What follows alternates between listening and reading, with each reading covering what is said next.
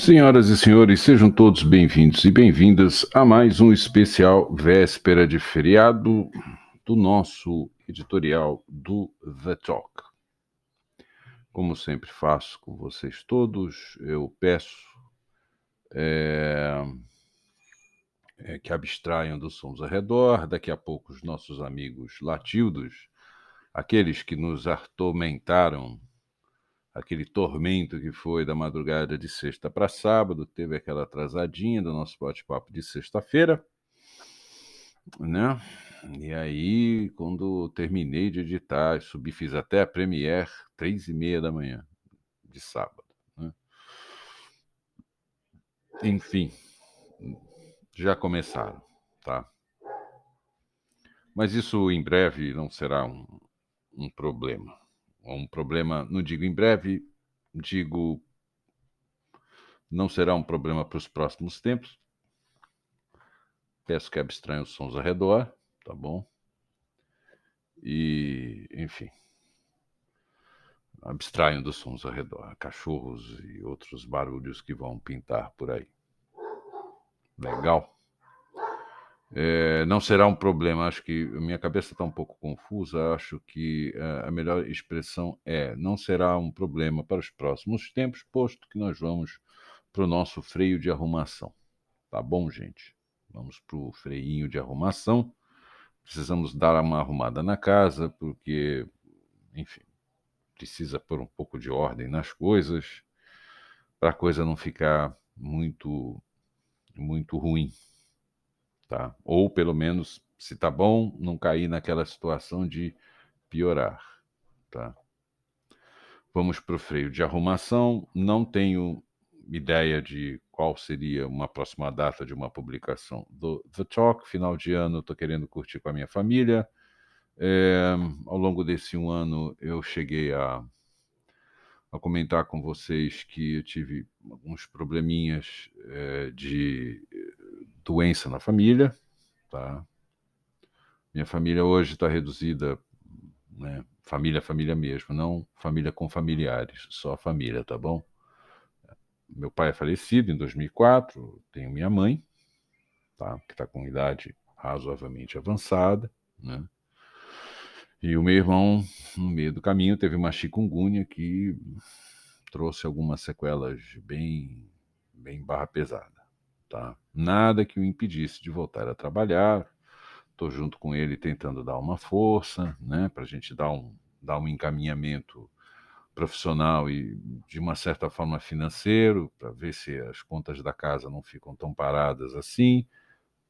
Com a graça do bom Deus, está tudo caminhando, mas eles são, né, os dois são o sentido principal para mim hoje, né? Muito mais do que qualquer outra coisa, muito mais do que eu mesmo, que estou numa pindaíba federal nos últimos 7 anos, né, gente? É isso.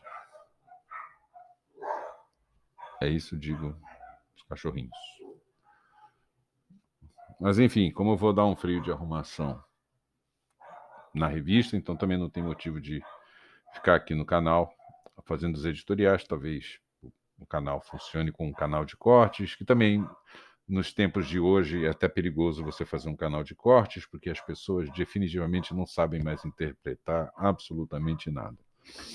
Você dá alguma coisa para elas pensarem e elas rotulam. Ou o recorte, ou as pessoas do recorte, ou o editor do canal, etc, etc. Então acho que não é, né? Canal de corte, dependendo de como for, pode ser uma roubada. Com a plateia que se encontra, tá meio complicado mesmo. Então eu não estou querendo me ausentar de mim mesmo num momento onde eu já começo a vislumbrar finais de ciclos, tá? É isso. E o The Talk está sendo muito custoso pelo seguinte: quando ele começou bem porque tinham as vias impressas. De fato, imprimir ele é um gesto importante para a folha literária, para o folhetim literário. A impressão é uma coisa importante, eu não tenho mais essa grana, né? Os custos são elevadíssimos, tá? tudo fica com custo muito elevado e, bem dizer assim, no acelerado foram os últimos 7, 8 anos, por aí, 7, 8 anos, tá. Mas, aquilo que a gente chama de rebaixamento, né, de patamares rebaixados, quem também utiliza essa expressão bastante é o Paulo Arantes. Essa coisa do patamar rebaixado, né, as coisas dos patamares rebaixados. Os patamares vêm se rebaixando nos últimos 20 anos, 30, por aí. Como a gente está saindo de uma corrida eleitoral com um pleito vencido há 2 dias atrás pelo Luiz Inácio da Silva, que é o presidente a partir de 2023, né? Vai puxar aí o terceiro mandato, ele que foi presidente entre 2003 e 2010, tá? Durante 8 anos. O ano de 2010 também contamos como ano de mandato, tá?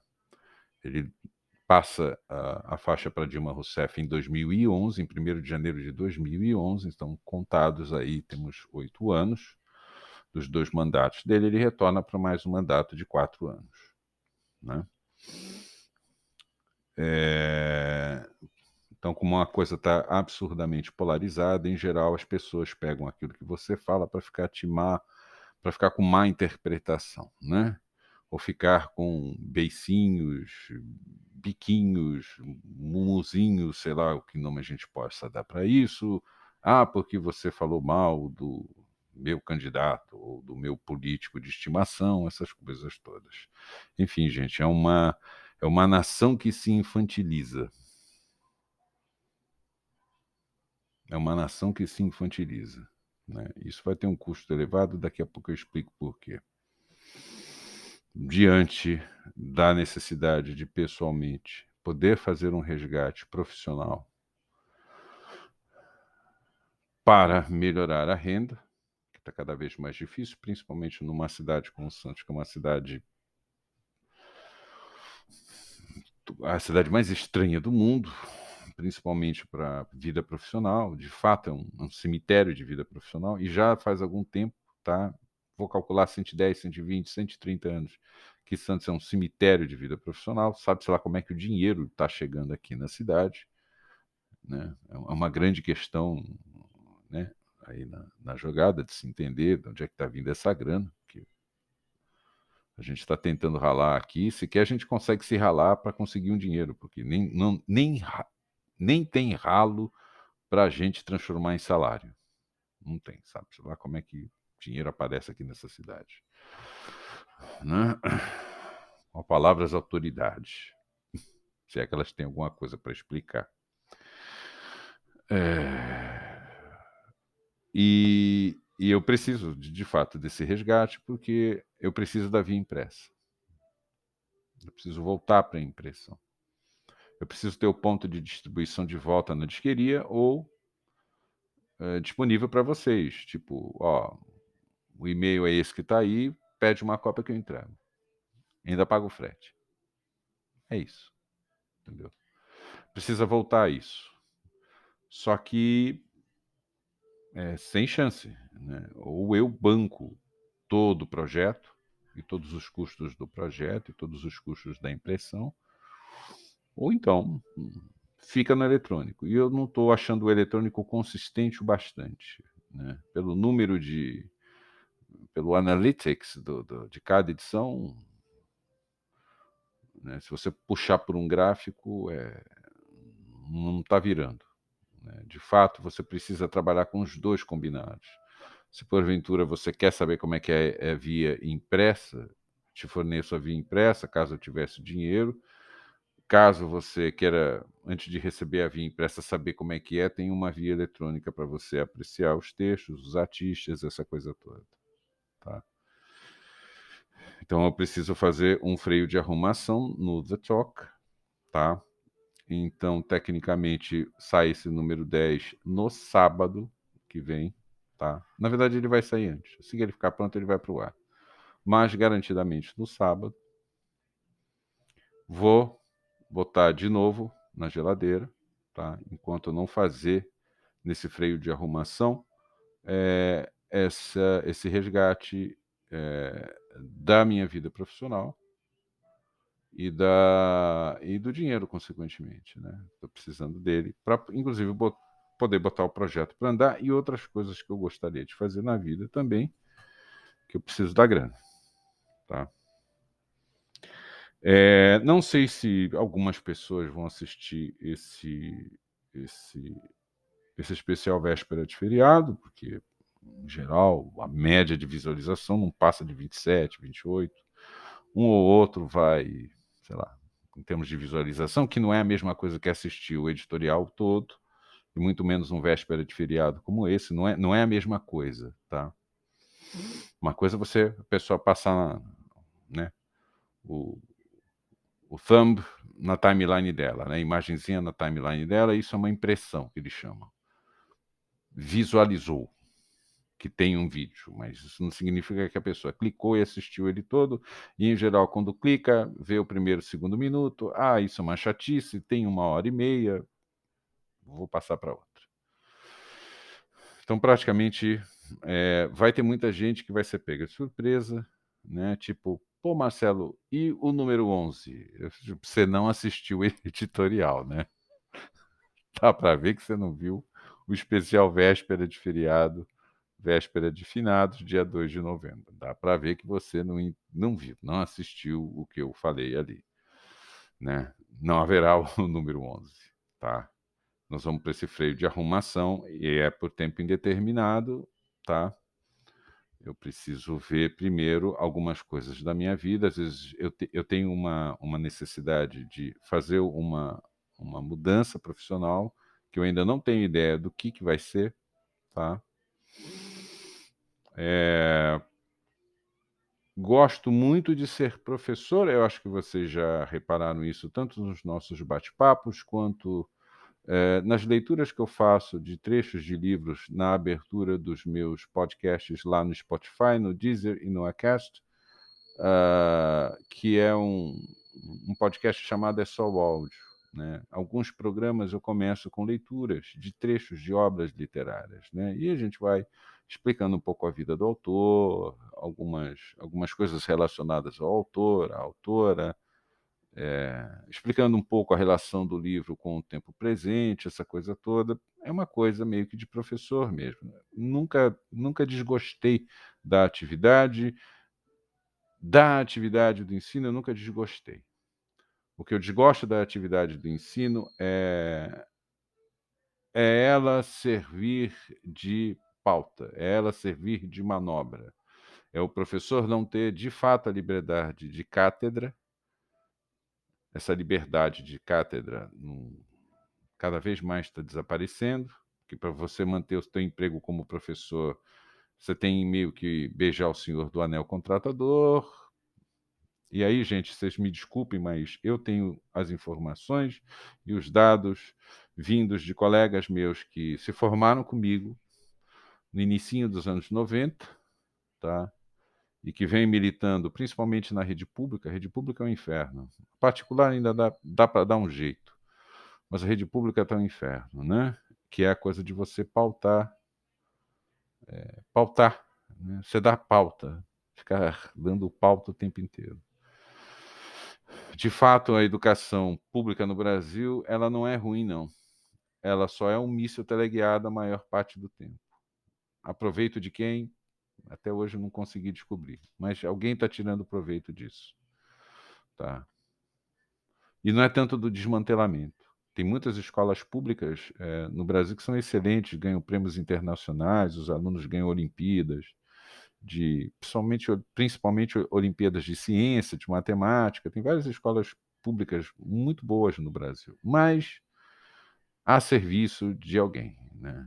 E então essa liberdade de cátedra, eu acho que não tem, né.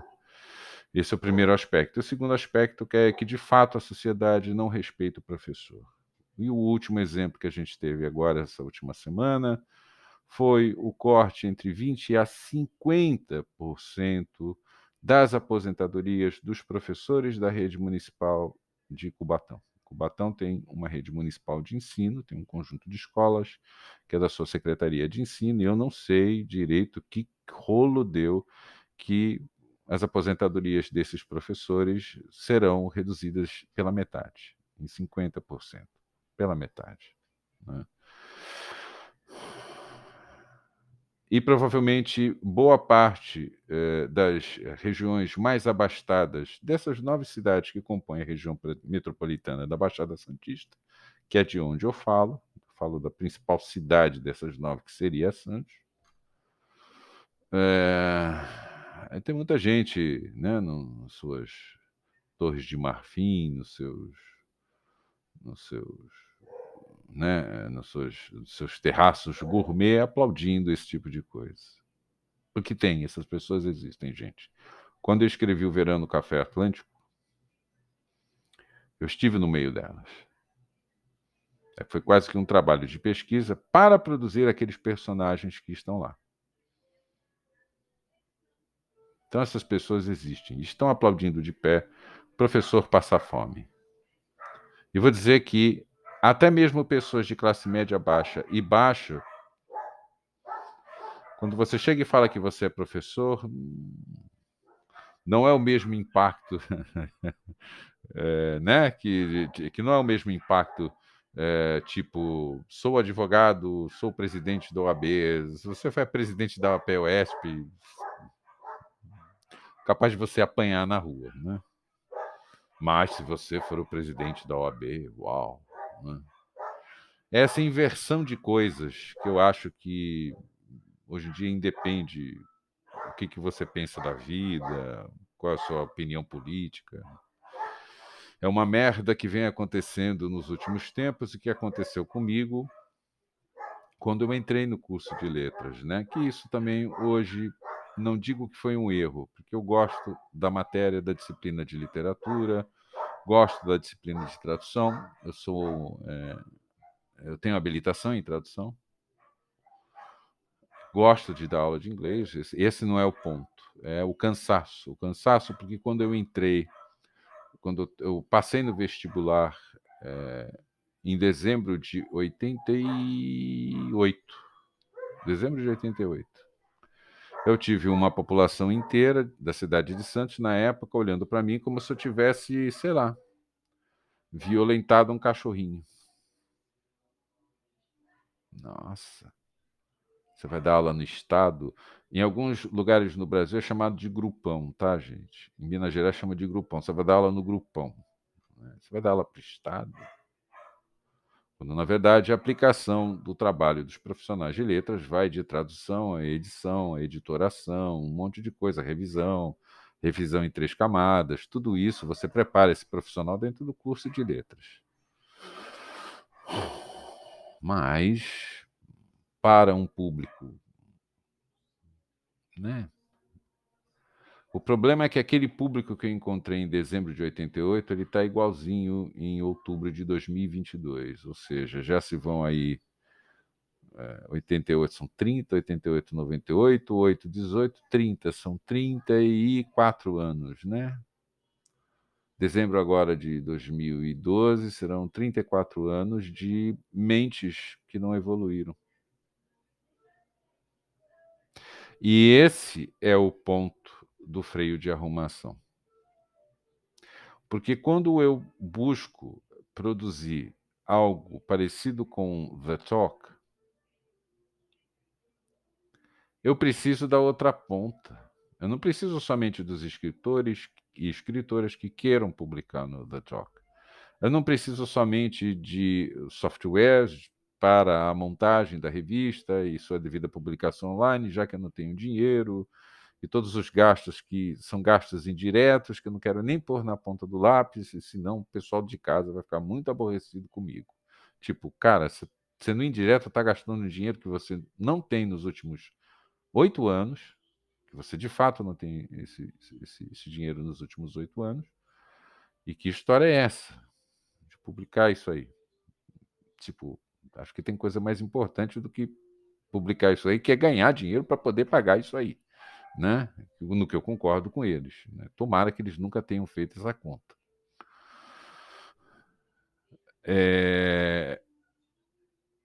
Hoje teria um material humano excelente para fazer a revista? Sem dúvida nenhuma, tenho.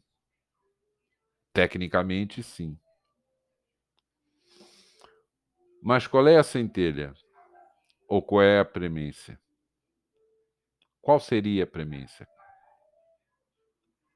Qual é essa centelha? Não somente minha, mas também dos artistas que publicam no The Talk. Ou, de repente, qual é a forma como eles me enxergam como editor? Então, é um negócio meio complicado, né? Ainda se eu tivesse o dinheiro, eu teria capacidade de formular e fazer coisas e dar determinadas saídas, mas morando num país onde a média per capita de leitura no Brasil pula de 1,1 para 1,3, 1,5, 1,7,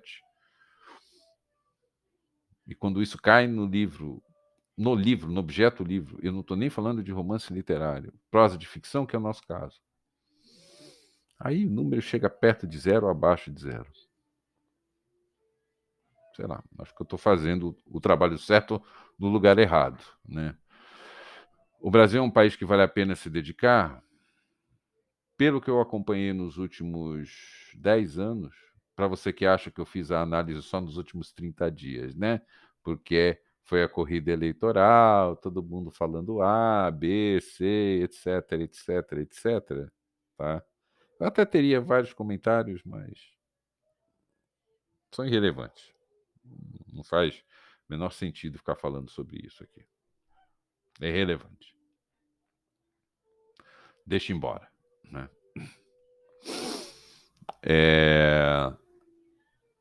Eu preciso dessa ponta que se chama leitor. Já compartilhei com vocês essa coisa do, do leitor não escritor, que eu estava dentro uma espécie de grupo, uma espécie de hashtag, não sei como é que eu posso descrever isso no Twitter, de escritores dos Estados Unidos, e alguém fez uma brincadeira do tipo: o que você quer ganhar de Natal?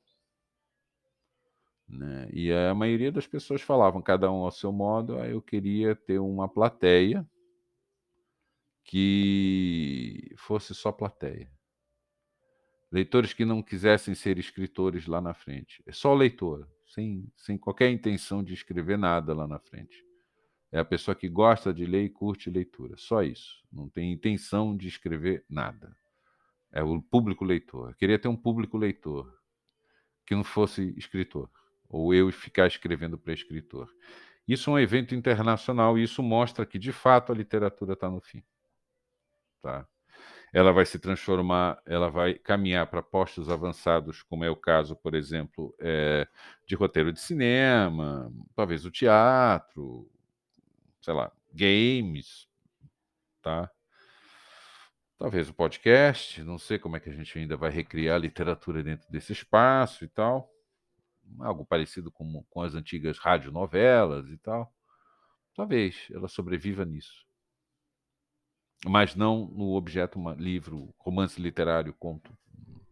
De fato, está com os dias contados, porque para você sobreviver nesse formato, você precisa ter uma plateia não necessariamente educada.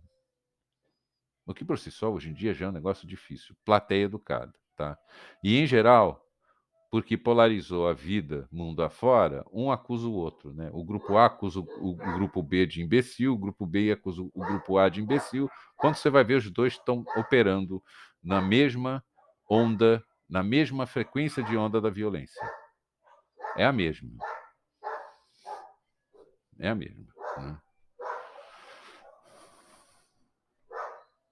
Enfim, um é a arminha apontada para você, ou a outra é tiro de advertência, né? Mas o símbolo é o mesmo, quer dizer, os atributos do gesto é o mesmo. É a mesma violência. Ah, não, porque nós somos do meio alguma coisa, não sei o que lá, porque somos mais humanos, porque somos mais democráticos. Desculpa, gente, eu trabalho com signo linguístico, eu trabalho com signo o tempo inteiro eu trabalho com simbologia, eu trabalho com signo, eu trabalho... O que eu vi dos dois lados foi violência. E talvez isso tenha me motivado a começar a observar o público. Essa outra ponta que eu preciso, eu estou aqui com o The Talk, eu preciso dessa ponta aqui. Essa ponta aqui não existe, eu só tenho isso só. Porque eu preciso dessa ponta, o sopro.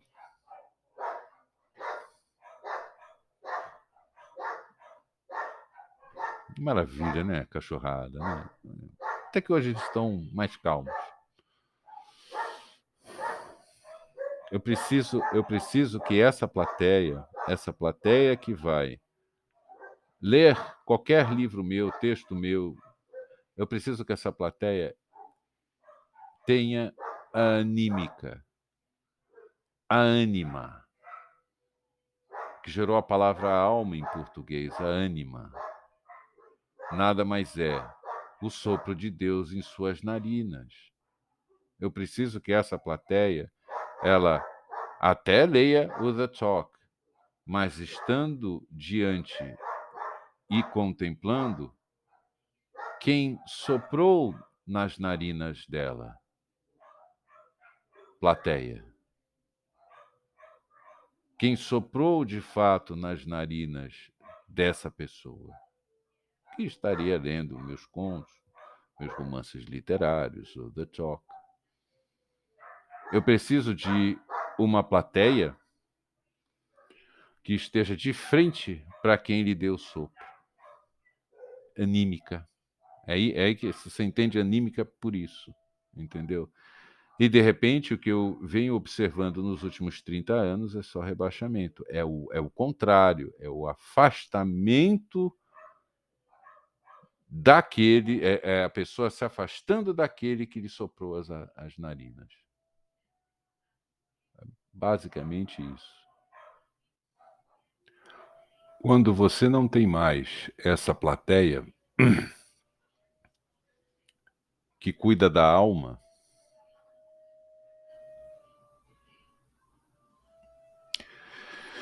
você começa a se questionar, mas eu estou me movimentando para quem e para o quê?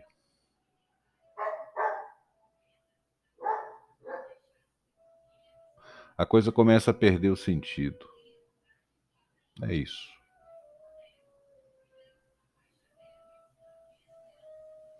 Eu acho que, de repente, a solução material é poder me resgatar como profissional. Olha, eu vou falar uma coisa aqui, que obviamente vai ser muito mal interpretada, mas eu vou falar por experiência de colegas e experiência minha.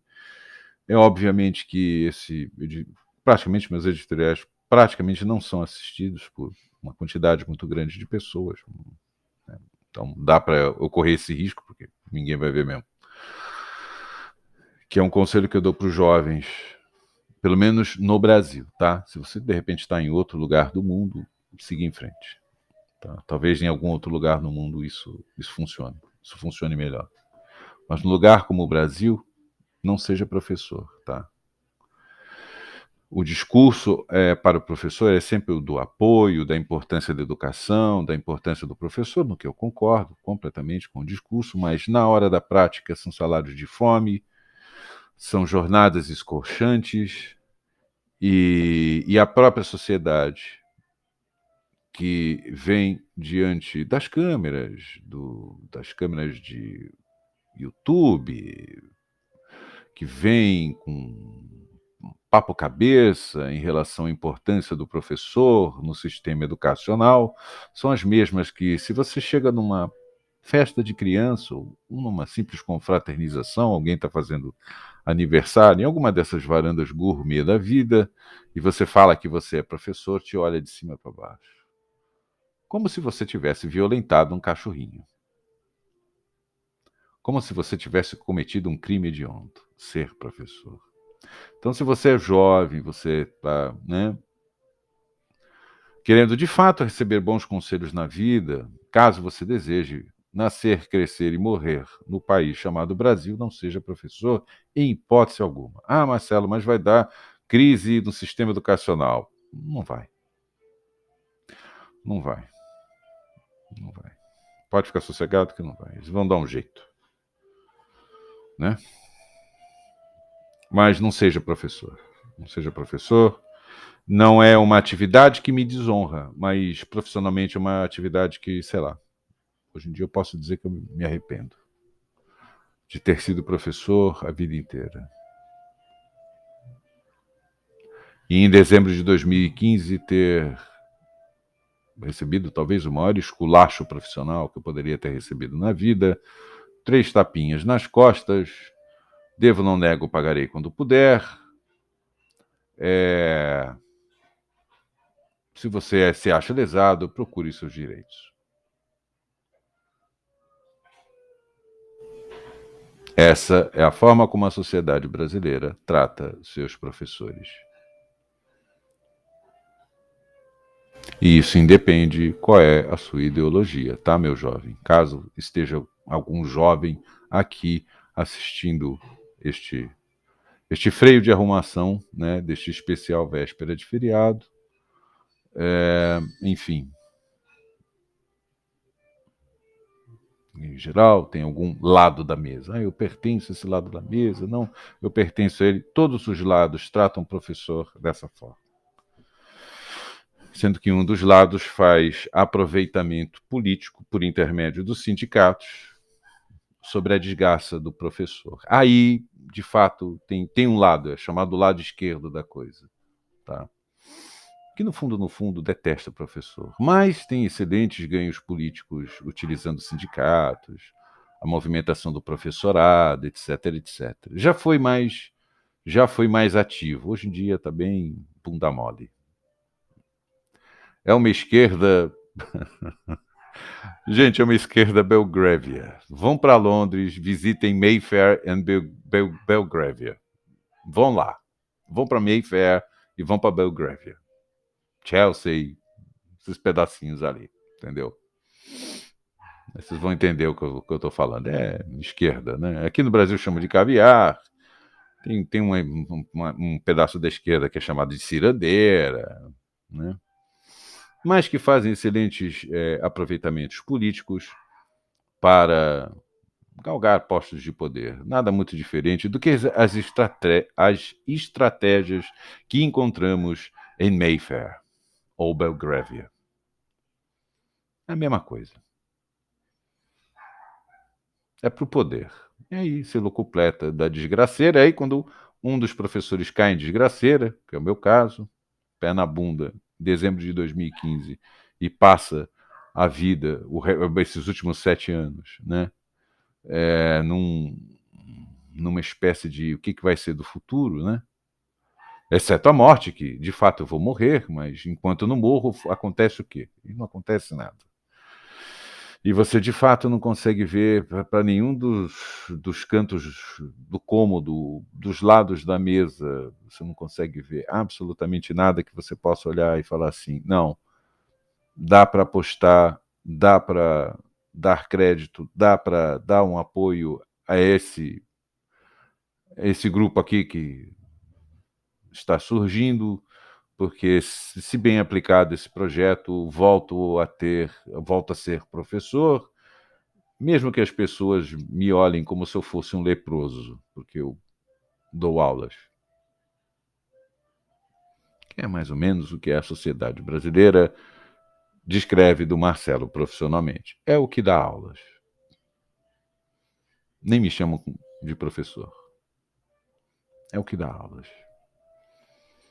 Isso sem contar que, provavelmente para a maioria dos estabelecimentos de ensino, eu não tenho letras. A saber, licenciatura ou qualquer coisa parecida. Dane-se a capacidade intelectual, o talento que a pessoa tem para a sala de aula, isso não conta. O que conta é a regra do MEC. Tem licenciatura? Não tem, então você não tem letras. Acho que já chegou na hora de de eu começar a fazer algum tipo de balanço antes de eu ir para o cemitério. E o balanço que eu posso fazer é: a atividade do professor é uma atividade presa a cartórios. presa ao cartorial. O Brasil é cartorial, meu jovem. Caso haja alguma jovem ou algum jovem que eventualmente esteja vendo esta mensagem, não entra nessa. Esquece de ser professor. Vai ser professor no último recurso. Caso não tenha mais nenhum emprego na sua cidade, se tiver de lixeiro, vai de lixeiro, mas não vai de professor, porque o arrependimento que você vai ter é muito grande. Num país como o Brasil. Os outros países eu não sei como é que funciona, mas no Brasil, quer sofrer desgraça, seja professor. Cate lixo na rua. Seja lixeiro, coletor de resíduos sólidos. Tem um nome bonito agora para isso. Seja coletor de resíduos sólidos, mas não seja professor. É a área mais pautada e mais cartorial, controlada pelo MEC, como se fosse 1984, que você possa imaginar. Isso sem contar forças políticas, caso você queira ser titular de alguma cátedra de alguma universidade federal. E você, meu jovem, minha jovem, não se escandalizem com um carzinho de horrores que os mais velhos estão fazendo agora. Oh, meu Deus, este sujeito é um desmiolado.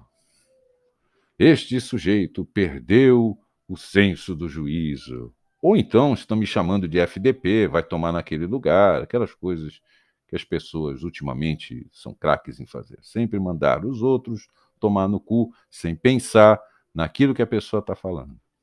Que é provavelmente o que os adultos estão reagindo nesse momento. Que absurdo! Perto de vocês. Mas não. Vai no conselho do tio Celinho. Fujam da atividade do professorado no Brasil. Se você se mudou para Nova Zelândia, hein, mete as caras. Se você se mudou, sei lá, para Suíça, mete as caras. Aqui no Brasil, você vai se arrepender, porque o arrependimento é grande. E tem muito professor que gostaria de ter essa fala, mas não tem a coragem de fazer isso. Mas eu, como sou intitulado um sujeito, porra louca, ele é tão maluquinho, Marcelo, né? Ele é doidinho. Então, a gente vai completar a fama de doidinho. Então, chegou a hora de refazer os caminhos profissionais. Não sei para onde eu vou. Se alguém me oferecer aulas, aceito, sem problema nenhum. Continuo com a minha atividade de professor, até mesmo porque eu preciso do dinheiro, mas será um dinheiro que será investido numa outra atividade profissional, porque eu acho que está na hora de mudar de áreas. Não é mais aquilo que eu vivi, que foi excelente, que foi muito bom. Foi muito, muito, muito, muito bom, tá? Mas perdeu o sentido, né? Por nível de violência que caminhou o Brasil nos últimos 30 anos, ser professor é quase que ser um idiota. Não entre os professores e o do próprio professor. O próprio professor. A própria professora não se acha uma idiota, muito menos pelos seus pares. Mas quantidades significativas da sociedade, e vou calcular aí acima de 100 milhões. O Brasil tem 215, 220 por aí, né?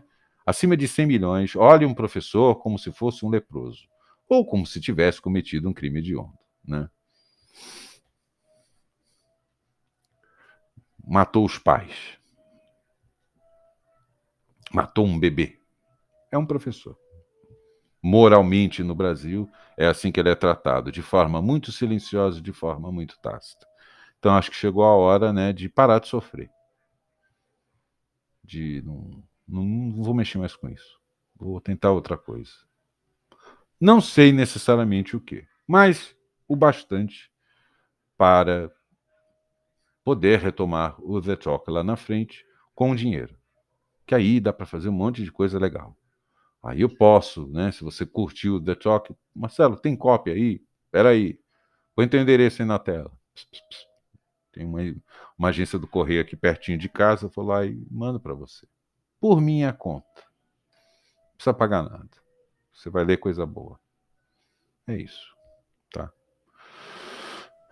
Só que tem que fazer o freio de arrumação, porque eu preciso desse público com alma, né. O público está sem alma. Eu até entendo por que que esse público ficou sem alma e chegou nesse ponto. Também não é essa a questão, tá. Eu até entendo. Mas eu preciso que esse público queira elevar o espírito. Eu preciso que esse público queira elevar a alma. Pela beleza criada por aquele que te soprou as narinas. É dele a beleza.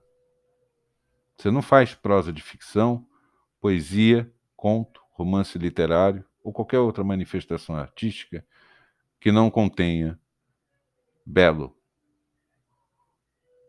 Quantidades significativas de belo. A beleza é dele. Aquele que te soprou as narinas. Aquele que te soprou nas narinas, que te deu a ânima. Palavra, se eu não me engano, latina para alma. Aquele que te deu a alma, soprou nas tuas narinas. Eu preciso que essa plateia tenha o desejo de elevar o espírito, de fazer expandir a alma pela beleza que veio dele, de Deus, que soprou as tuas narinas e te deu a ânima. A partir do momento que essa plateia ela não tem essa ambição, tipo, dane-se, tanto faz como tanto fez, vale qualquer coisa, vale vulgarizar qualquer coisa, vale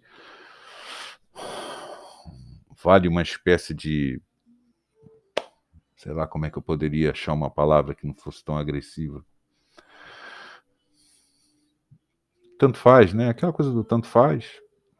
Eu não posso sacrificar a minha vida pessoal e muito menos a vida das pessoas importantes que eu tenho próxima de mim, com quem eu divido a vida todo dia, que é minha mãe e meu irmão. Sacrificar isso, sacrificar esse convívio, e no caso da minha mãe, bom, tá todo mundo velho em casa, né? A diferença entre eu, meu irmão e minha mãe é só de 20 anos, então tá todo mundo indo pro fim já. Eu não posso sacrificar esse final de ciclo, essa reta final da jogada, essa reta final da corrida, gastando tempo. E aí sim a palavra correta é gastar, tá, gente? Gastando tempo em fazer uma coisa para elevar o teu espírito e você não quer que o seu espírito se eleve. Fazer alguma coisa para expandir a alma das pessoas e as pessoas não querem expandir a alma. Elas preferem uma espécie de mundo secular, onde elas têm ideologias próprias, com ídolos próprios. E aí acho que chegou a grande mensagem final desse especial véspera de feriado. Tá bom?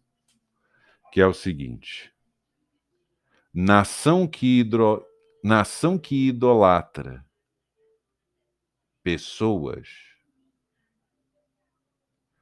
prepare-se, prepare-se.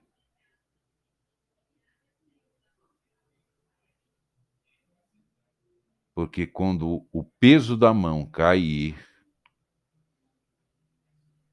duvido achar quem aguente.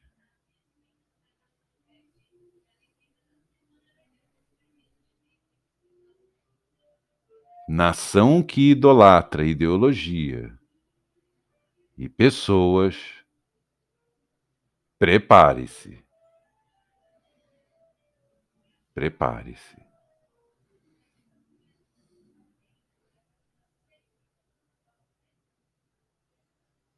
Nação que cuida de ficar com guerrinhas ideológicas em torno de idolatria de pessoas, prepare-se,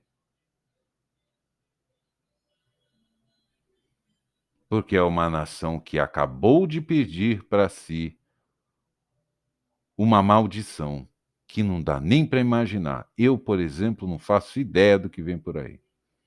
Eu só sei que é muito ruim. Dá para sentir isso.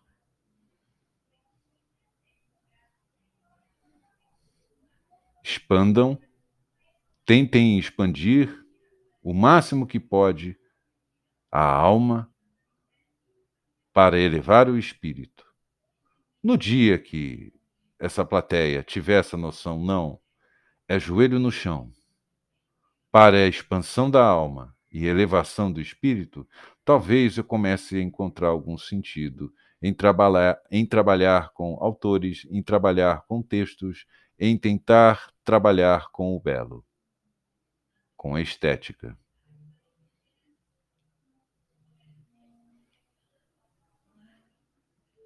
Como se costumava dizer nas brincadeiras de crianças, aquelas brincadeiras quando éramos crianças, enquanto o seu lobo não vem, não vou querer sacrificar a minha existência e a minha convivência com duas pessoas que eu amo,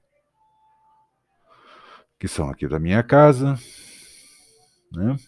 Que é minha mãe e meu irmão. Não vou ficar gastando muito tempo com uma coisa que, na hora que eu vou entregar para a plateia nem sabe que existe. Se souber, não está nem um pouco interessada em expandir a alma. É uma plateia que já, por conta própria, já não deseja mais o belo.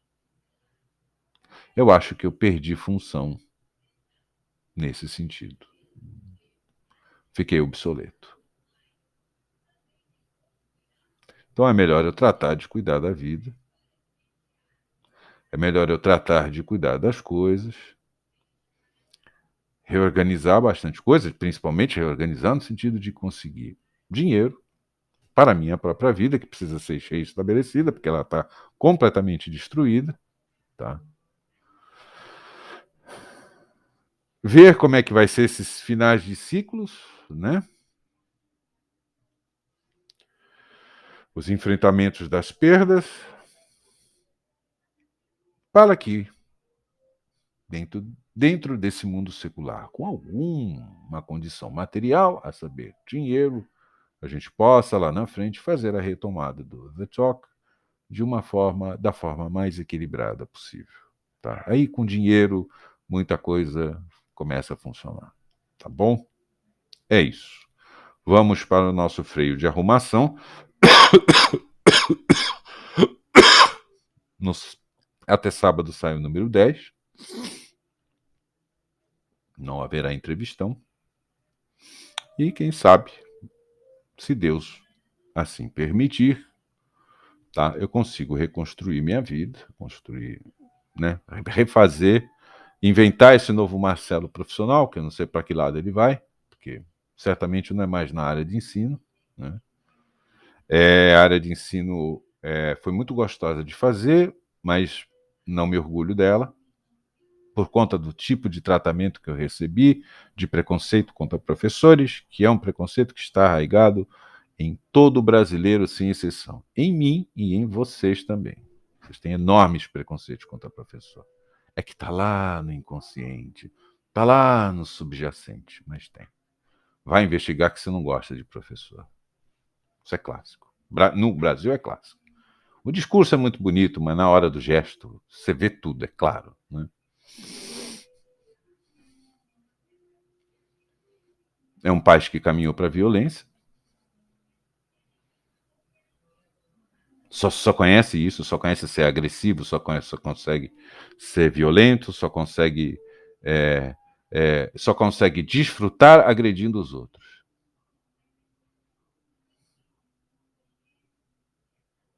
Acho que é melhor eu cuidar da minha mãe e do meu irmão. E isso aí faz mais sentido. E uma vez recuperado a vida profissional, quem sabe eu monte um canal da administração de negócios, alguma coisa assim. Talvez eu faça um curso de administração ou de contabilidade.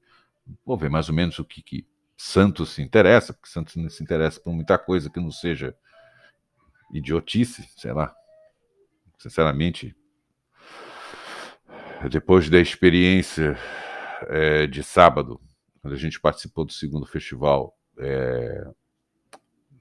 do aniversário do Projeto Leia Santos, a gente começa a meio que mudar. Tipo, acho que é melhor eu ser contabilista. Mesmo que eu não tenha talento nenhum para contabilidade, tá, gente? Ou administrar, fazendo curso de administração, mesmo que eu não tenha menor talento para isso, porque também o Santista tá nem aí se eu tenho talento ou não para administração ou para contabilidade. Pouco se lixando. Então faz e vê o que acontece. Né? E aí, quem sabe, né, com sucesso na administração, com sucesso nas ciências contábeis, eu tenha finalmente um salário. Né?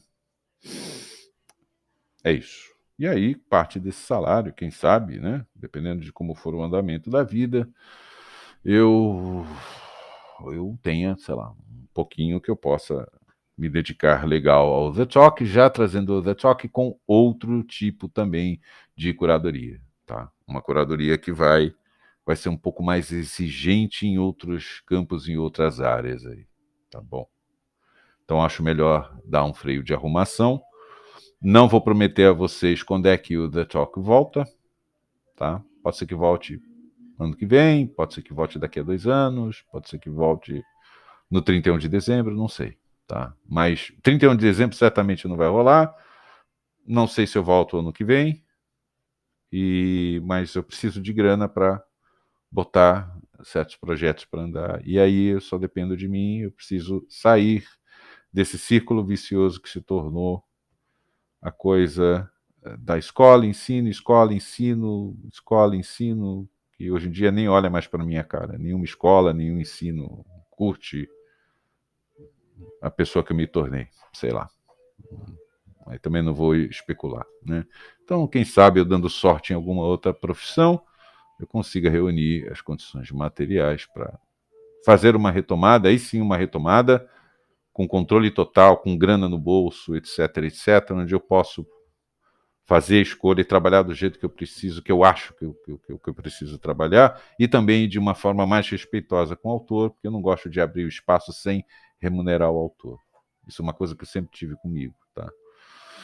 E a pessoa que está escrevendo para o The Talk é para poder fazer a divulgação do seu trabalho, é um espaço a mais para você mostrar o seu trabalho, o seu talento, o seu conto, etc, etc. Mas eu acho que se eu tivesse uma condição financeira melhor, eu estaria remunerando esses autores. Né? Enfim, então preciso de grana e eu não vou com esse tipo de plateia, né? Que ficou mais ou menos evidente do sábado à noite para segunda de manhã, né? De antes de ontem para ontem.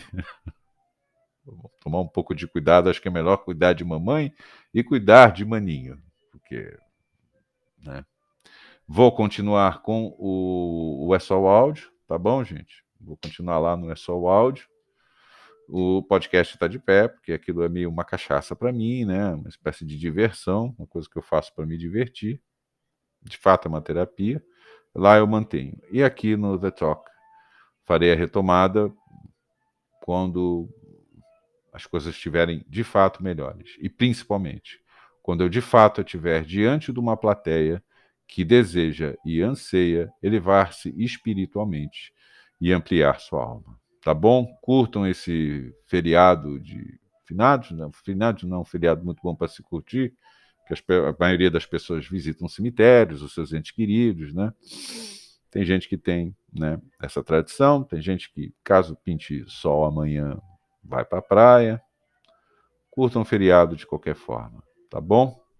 Não entendam isso como um adeus, nem como um até logo, mas como um até breve, tá bom?